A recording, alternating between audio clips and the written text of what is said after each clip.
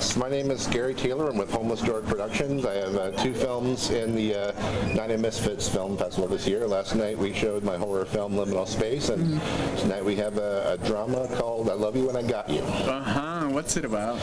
The one tonight, it's about a man and woman. Veronica, who is just here doing an interview, is my lead actress in that, and William Long is my main actor. And it is a story about male depression and how men deal with it, and whether it's cool to show your sensitive side, whether it's cool to what goes on inside your head, and how we deal with it, and how people respond to us. Okay, so I've been dying to ask you this question.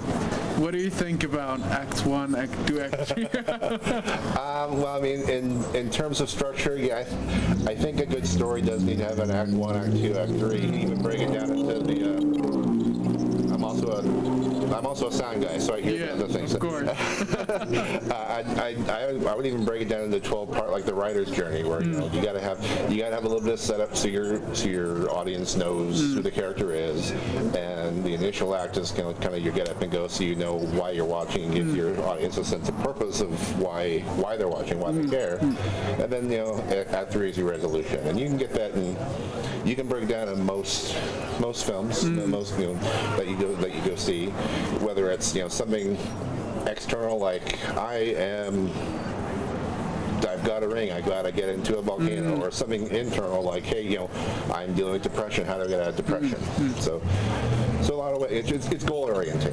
So it's how are these characters' goals and responding as it pertains to Acts 1, Act 2, Act 3. Okay, what was your motivation to write like the 2 pieces we're talking about? Well, tonight, the I Love You and I Got You, it's interesting. This was part of the 360 to Glory challenge that was 2 months ago. Basically, where they give 240 to Glory. That's the second time I messed it up. It's 240 to Glory. They give you 10 days to write, direct, and edit a film from start to finish. So when I wrote it, I had this idea in my head. You got to get it done really quick. So we had one location, the house.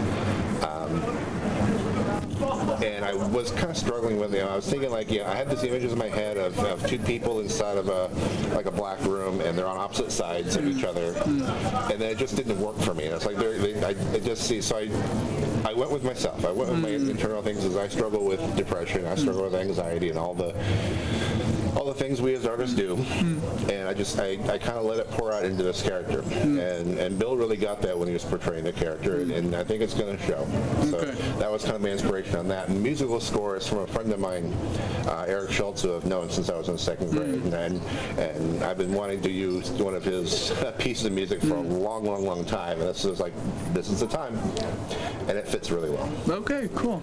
And the Liminal Space, the horror movie, I actually didn't write it. So okay. I was approached. It was like the best reason you can get to direct is they say, hey, we've got a story, we've got a cast, we've got a location, and we've got gear. Action. Do you want to direct? So I just had to put a shot list together. Yeah. Work with that. Okay.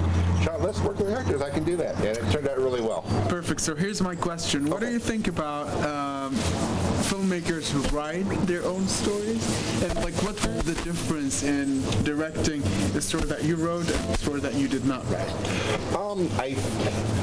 I think a lot of directors really should have their hands on the whole process. I think part of telling a story is it starts from here, comes through your hands, comes through the lens, comes through the editing. So having influence over the writing of the story, what you want to tell, it's just from start to finish. It's really a director's vision, and you'll have editors that can help you. You have DPs that can help you.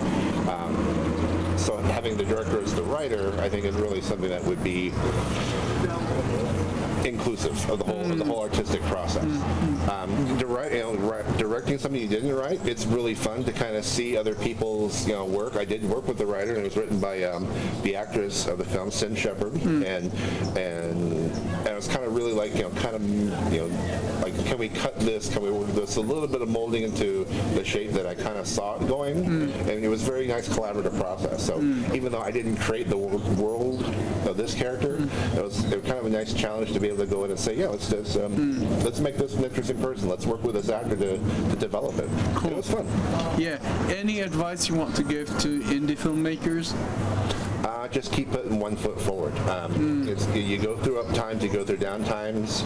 I'll put it in perspective. A Night of Misfits Film Festival. This is my fourth time I've been to the Night of Misfit Films, and it seems like 1 year I've got a film, the next year I don't, the next year I do, the next year I don't. So it's you'll see your friends having success, you'll see people posting all their laurels, but it doesn't matter. You just gotta keep doing what you do. Don't quit. Don't quit. Yeah. Don't quit, and just try to keep leveling up. As a friend of mine has recently said, and I like the verbiage. Is, always keep like with liminal space. I try my best. Hey, maybe I can work with actors better. Maybe I can work with just scene transitions better. Okay. So it looks better in the You editing. learn. Yeah. Learn. Visual effects. Anything you do to just to learn and make yourself better, level up. Just don't keep walking, keep doing it, and keep doing it better every day. Cool. Thank you for Thank you, sir. this interview, and I'll see you around at the film festival. I'll be here. Cool.